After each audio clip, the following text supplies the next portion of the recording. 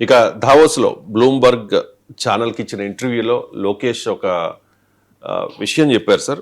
16 years లోపు ఉన్న చిన్నారులకు సోషల్ మీడియాని దూరంగా ఉంచే అంశంపై అధ్యయనం చేస్తూ ఉన్నాము అని చెప్పేసి. ఏంటి సార్ 16 ఇయర్స్ లోపు పిల్లలకు సోషల్ మీడియాని దూరం చేయాలా? అంటే లోకేష్ మంచి ఆలోచన, ఎందుకంటే ఆస్ట్రేలియాలో ఆ ప్రయత్నం చేశారు. సో ఆయన ఏమి చేస్తానని చెప్పలేదు, ఆస్ట్రేలియా అనుభవాలు మేము అధ్యయనం చేస్తున్నాం అన్నాడు. సో ఇండియాలో ఏ స్టేట్ కూడా ఆ పని చేయలే. ఆ మేరకు ఆంధ్రప్రదేశ్ ముందుంటే మనం అభినందించాలి కదా. అయితే ఆస్ట్రేలియా ఎక్స్పీరియన్స్ కూడా జాగ్రత్తగా స్టడీ చేయాలి, ఎందుకంటే ఇది ఎంత మేరకు విజిబుల్. Concern correct. కన్సర్న్ ఏంటి? సోషల్ మీడియా వల్ల పిల్లలలో అనేక రకాల నష్టాలు జరుగుతున్నమాట నిజం. వాళ్ళ పర్సనాలిటీ పైన ఇంపాక్ట్ అవుతుంది, వాళ్ళకు సైకోసమాటిక్ ప్రాబ్లమ్స్ వస్తున్నాయి, ice problem, neck problem, so ఇలా తలనొప్పి ప్రాబ్లం, సైకోసమాటిక్ డిజార్డర్స్ అంటారు. అలాగే వారి హ్యూమన్ రిలేషన్స్ ఎఫెక్ట్ అవుతున్నాయి, సోషల్ రిలేషన్స్ ఎఫెక్ట్ అవుతున్నాయి, లోన్లీనెస్ ఫీల్ అవుతున్నారు పెద్ద ఎత్తున. మీకు అడాలసెన్స్ అని నెట్ఫ్లిక్స్ సీరియల్ వచ్చింది, ఇటీవల గోల్డెన్ గ్లోబ్ అవార్డులు కూడా వచ్చింది. మన తెలుగు మీడియాలో దాని గురించి ఎవరు పట్టించుకోలేదు, కానీ నేను ఆ అడాలసెన్స్ వచ్చినప్పుడే ఒక వీడియో పెట్టాను. దాదాపు 1,50,000 చూశారు అప్పుడే. నెట్ఫ్లిక్స్లో వచ్చింది, అద్భుతమైన సీరియల్. అంటే ఒక టీనేజర్ ఒక మంచి మిడిల్ క్లాస్ ఫ్యామిలీలో, ప్రేమానుబంధాలు కలిగిన మిడిల్ క్లాస్ ఫ్యామిలీలో పుట్టిన వ్యక్తి సైబర్ బుల్లింగ్ వల్ల మైక్రో అగ్రెషన్స్కు గురై చివరికి తన క్లాస్మేట్ని చంపేస్తాడు. ఆ స్టోరీ ఆధారంగా వచ్చింది, ఒక ఇన్వెస్టిగేషన్ ఆధారంగా. ఆ అడాలసెన్స్ అది నిజంగా చూడాల్సింది. అంటే మనకు తెలియకుండానే మన పిల్లలు ఏ రకమైన కంటెంట్కి ఎక్స్పోజ్ అవుతున్నారు, వాళ్ళ పర్సనాలిటీ ట్రేట్స్ ఎలా ఇంపాక్ట్ అవుతున్నాయి. సోషల్ మీడియా వల్ల లాభం ఉన్నమాట నిజం, దాంతో ఏమీ డిస్ప్యూట్ లేదు. సో వాళ్ళ ఇంగ్లీష్ వస్తుంది, టీవీ షోస్ వల్ల, సోషల్ మీడియాల వల్ల మీకు వాళ్ళ కమ్యూనికేషన్ స్కిల్ వస్తుంది, అది డౌటే లేదు. దాని పాజిటివ్ అడ్వాంటేజెస్ కూడా ఉన్నాయి దీనివల్ల. నేను నిన్న మనవరాలతో మాట్లాడుతుంటే, సో బ్యాటరీ కారు ఉంది, దానికి బ్యాటరీస్ ఉన్నాయి. సో ఈ బ్యాటరీ ఎందుకు అని అడిగింది. అది ఇవి ఎందుకు, బ్యాటరీ ఎందుకు అన్నది, వై బ్యాటరీస్ అన్నది. తెలుగులో కూడా బ్యాటరీస్ ఎందుకు అన్నది.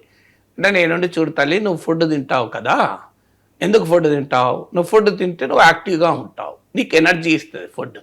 ఈ కారు కూడా బ్యాటరీస్ ఫుడ్ లాంటివి అన్న. దానికి కాన్సెప్ట్ అర్థం కాక నాటి తాత అంటాను. అంటే నేనేదో కావాలని జోక్ చేస్తున్నా అని.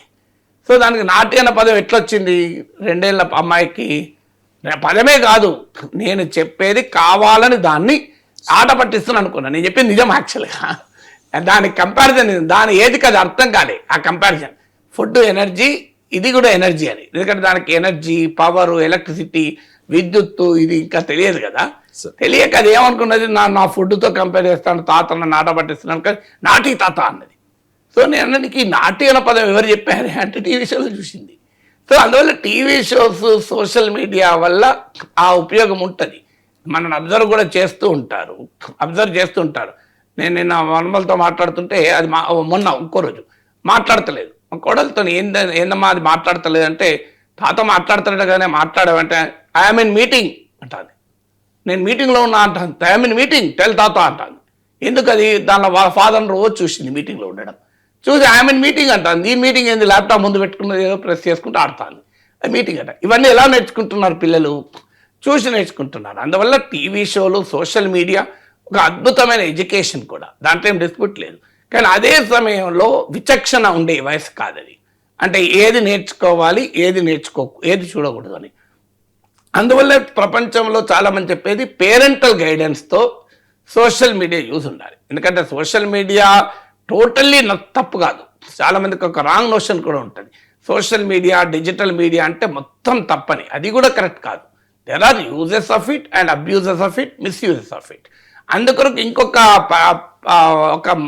గైడెడ్ యూజ్ అంటారు దీన్ని. గైడెడ్ యూజ్ అంటే తల్లిదండ్రులు, స్కూల్లో, పిల్లలు పేరెంటల్ గైడెన్స్లో మీరు దాన్ని యూజ్ చేసేలా చేయడం, అదొక పద్ధతి. కానీ ఎంతకాలం మరి పేరెంట్స్ గైడ్ చేస్తారు? పేరెంట్స్ నిజంగానే రెగ్యులేట్ చేయగలుగుతారా? ఇప్పుడు టీవీ షోలో మనం రెగ్యులేట్ చేయగలుగుతామా? ఇదొక ఛాలెంజ్. కానీ నీకు టీవీనే ఉండకూడదు అంటే పిల్లలకు టీవీ లేకపోతే నాలెడ్జ్ కూడా రాదు, అవగాహన కూడా రాదు, కమ్యూనికేషన్ స్కిల్ పెరగదు. అందువల్ల గైడెడ్ యూజ్ ఒక కాన్సెప్ట్ లేదు. ఎంత గైడెడ్ యూజ్ ఉన్నా వాళ్ళు పోర్న్ కంటెంట్కు, క్రైమ్ కంటెంట్, అన్ఫార్చునేట్లీ ఈ నెగటివ్ కాంటెంట్ ఎక్కువ పవర్ చూపుతుంది. ఇది ఎలా అనేది ఒక డైలమా. అప్పుడు ఆస్ట్రేలియాలో ఒక ప్రయత్నంగా 16 years లోపు, ఆ ప్రయత్నం కూడా ఎంత సక్సెస్ అవుతుంది అది కూడా ఒక ఛాలెంజ్. ఎందుకంటే మీకు 8 ఏళ్ళు 10 ఏళ్ళ పిల్లలకు కూడా మార్ఫింగ్ చేసి వాళ్ళ ఐడెంటిటీని మార్ఫ్ చేసి వాళ్ళ వయస్సును మార్చేసి లేదా పేరెంటల్ అకౌంట్ను ఉపయోగించుకొని చాలామంది ఇళ్ళల్లో తెలుసు పేరెంట్స్ కన్నా ఎక్కువ డిజిటల్ సావి పిల్లలే. మనకు తెలియదు కూడా మన పిల్లలు తెలుస్తుంది. మన పిల్లలు more digital savvy than parents. So మీకు అందువల్ల ఏంటంటే పేరెంట్స్ అకౌంట్స్ ఉపయోగించుకోవడమో they have 100 ways to overcome the restrictions also. దాన్ని మళ్ళీ ఎలా తప్పించుకుంటావు? ఒకసారి నిషేధిస్తే దానిపైన ఆసక్తి పెరుగుతుంది. అదొక పంచాయతీ. మీరు ఎప్పుడైనా చూడండి, తినద్దు అన్నది మనకు తినాలనిపిస్తుంది, తక్కువ ఉన్నది అంటే ఎక్కువ తినబుద్ది. మీరు గమనించండి హ్యూమన్ సైకాలజీ. ఏదైతే మనకు అందుబాటులో లేదో దానిపైన కోరిక ఎక్కువ ఉంటుంది. సో అందువల్ల ఎప్పుడైతే నువ్వు నిషేధించావో దానిపైన ఆసక్తి పెరుగుతుంది. అందువల్ల అదొక హ్యూమన్ సైకాలజీ. అంటే if you create mystery, so that will have more interest in it. So అందువల్ల మీకు సోషల్ మీడియాను మొత్తాన్నే బ్యాన్ చేస్తే దానిపైన ఇంకా ఏ రకంగానైనా దాంట్లోకి వెళ్ళి అనుభవించాలనే కోరిక కూడా పెరుగుతుంది. అందువల్ల మరి పిల్లల్ని ఎలా ఎడ్యుకేట్ చేయాలి, కన్విన్స్ చేయాలి, దాని it's a very big societal challenge. ప్రభుత్వాల చేతిలో మాత్రమే లేదు, బట్ ఒక ప్రయత్నం చేస్తోంది ఆస్ట్రేలియా. ఆ ప్రయత్నాన్ని పరిశీలిస్తాం, మేము గమనిస్తున్నామని ఆంధ్రప్రదేశ్ విద్యామంత్రి లోకేష్ అన్న మెచ్చుకోవాలి. ఒకవేళ ఆ ప్రయత్నాన్ని స్టడీ చేసి అందుకు తగ్గట్టుగా ఏదైనా పాసిబుల్ విధానం అంటే సంతోషమే కదా. Concern is right, but what is the solution అనే దగ్గరే సమస్య.